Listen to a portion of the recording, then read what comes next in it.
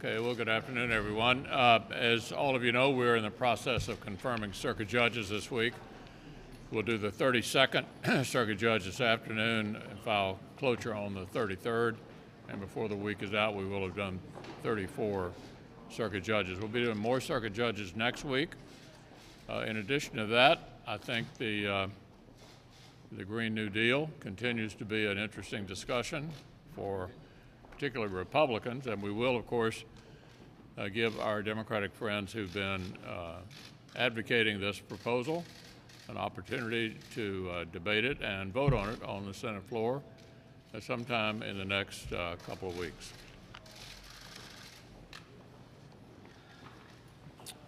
We've had last week some good economic news. The first calendar year since 2005, the growth rate exceeded 3%, 3.1% between fourth quarter of last year and fourth quarter of the year before.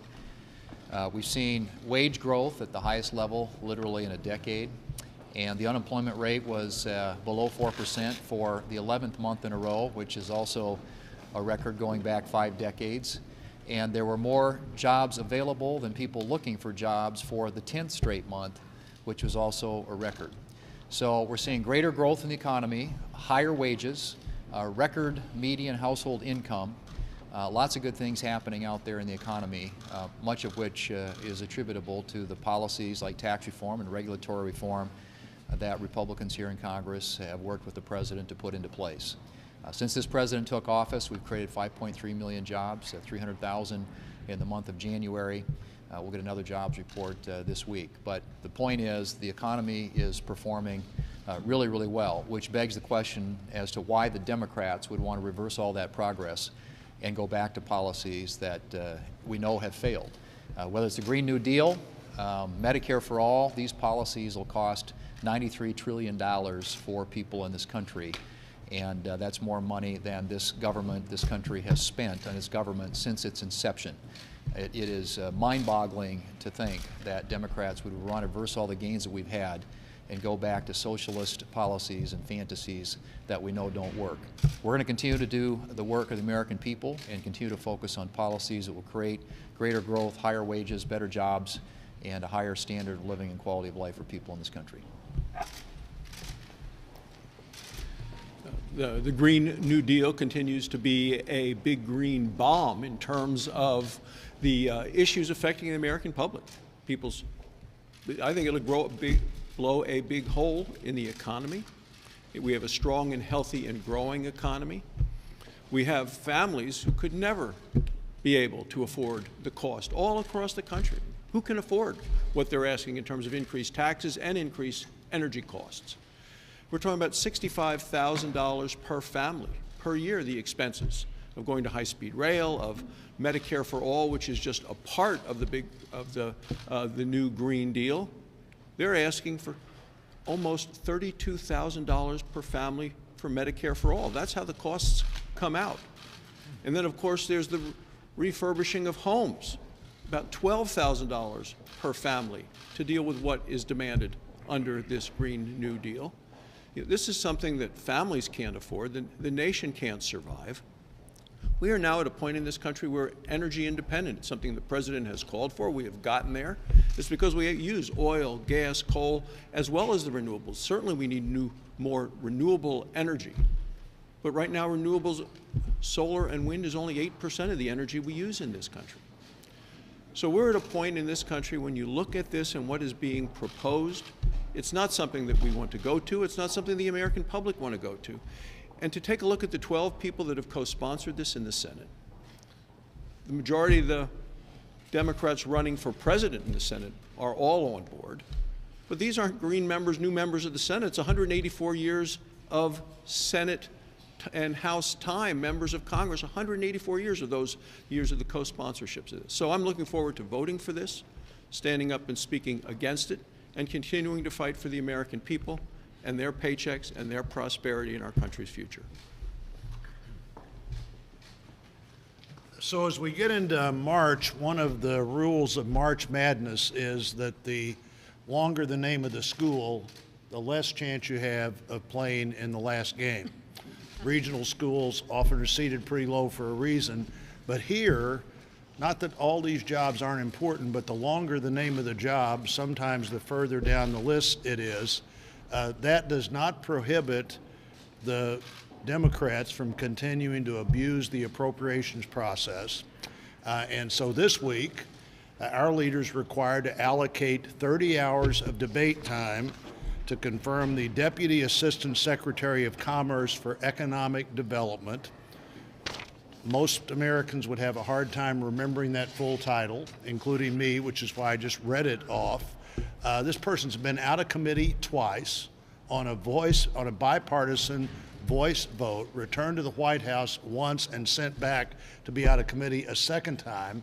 And we're still taking an entire 30 hours that, while it may or may not be used, we have to expect it might be used because the Democrats are insisting on using it.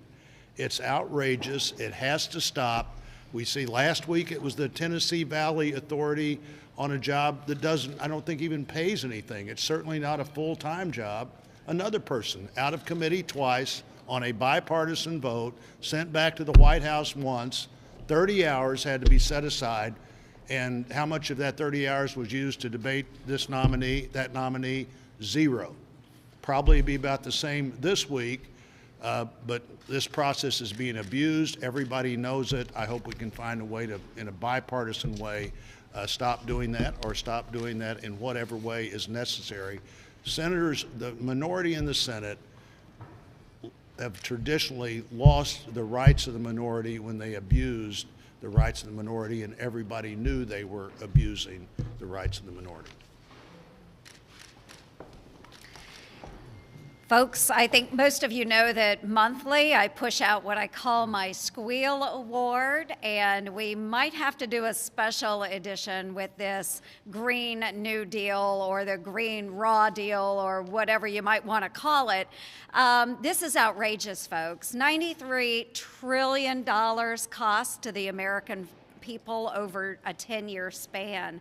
As some of my colleagues have stated, $65,000 per household per year. And in Iowa, that's more than most households bring in. $65,000. So I do think this is the Green Raw Deal.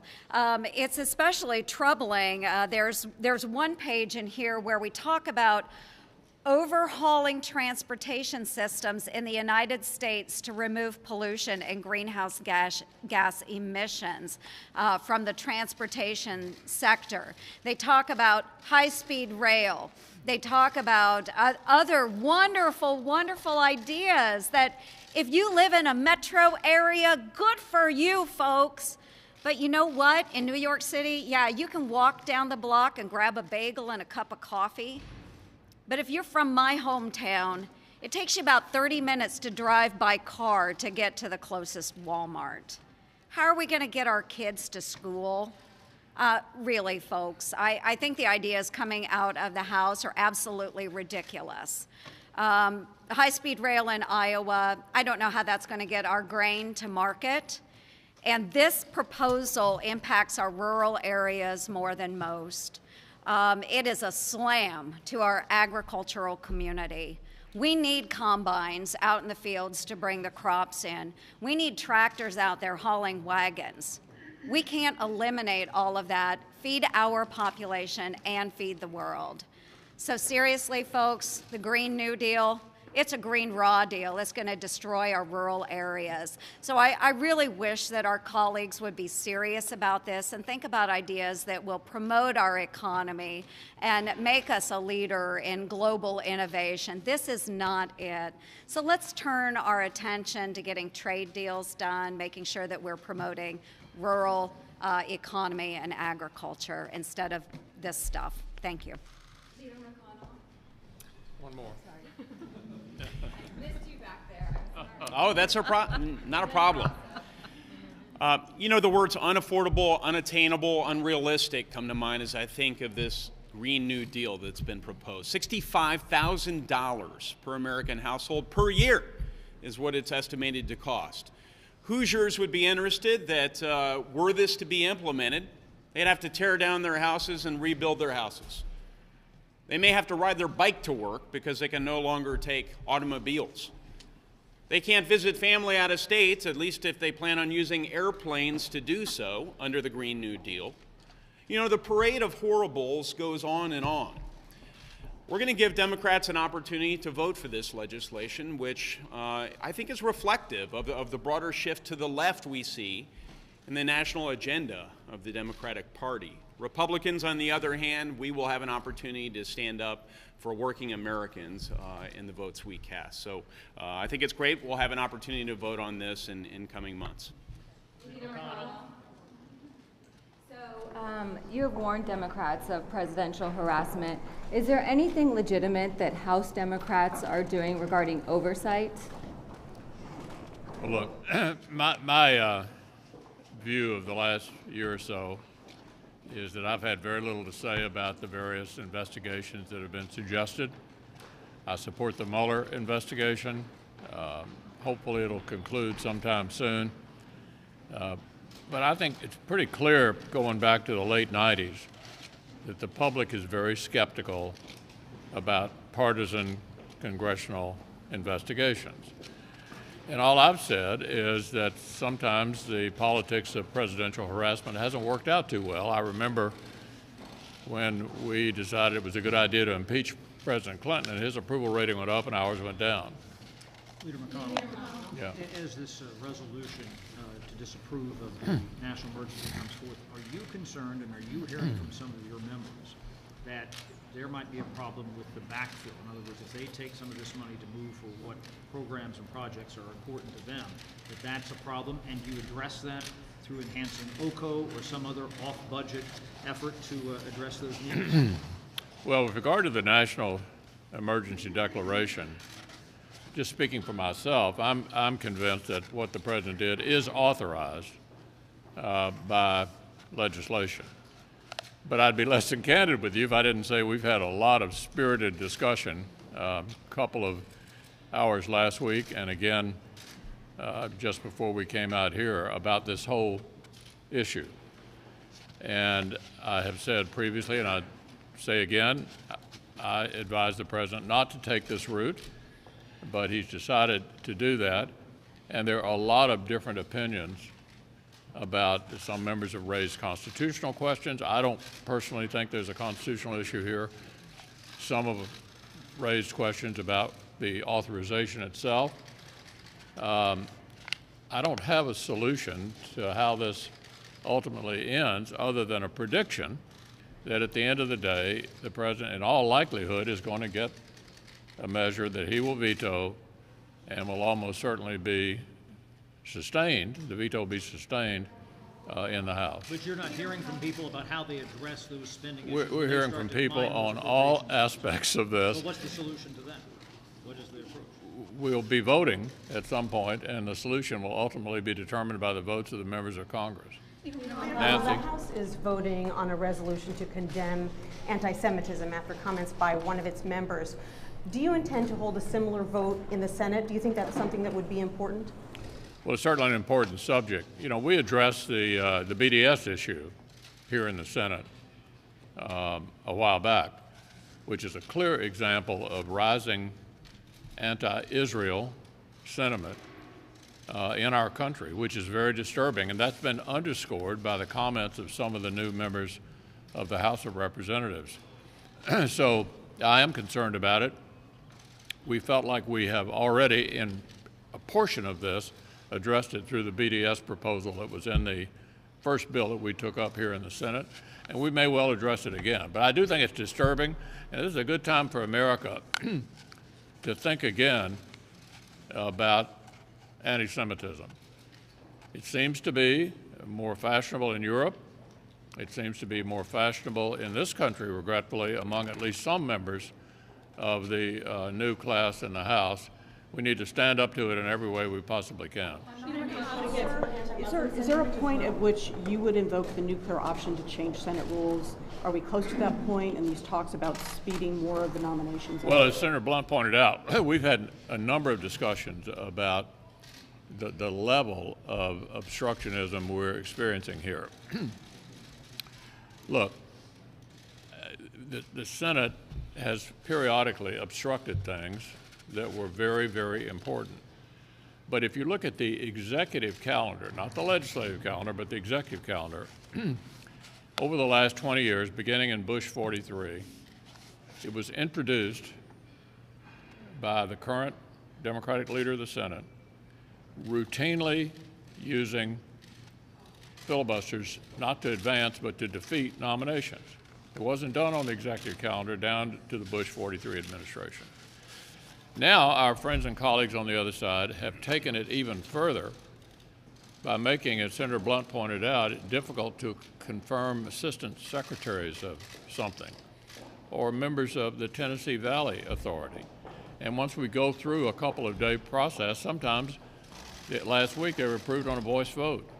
That is mindless obstruction in trying to keep the administration from being able to function. So yes, we have been talking about trying to get bipartisan support for a standing order to lower the post-cloture time on district judges. And remember, no district judge is on the floor who doesn't have 2 favorable blue slips, which means 47 Democratic senators have an impact on who gets to be a district judge, and to lower the post-cloture time for both district judges and sub-cabinet positions to 2 hours.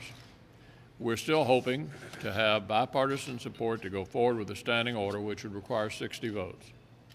In the absence of that, it's still my desire to try to achieve that, and that's an issue we'll have, a discussion we'll have among Republicans. Thank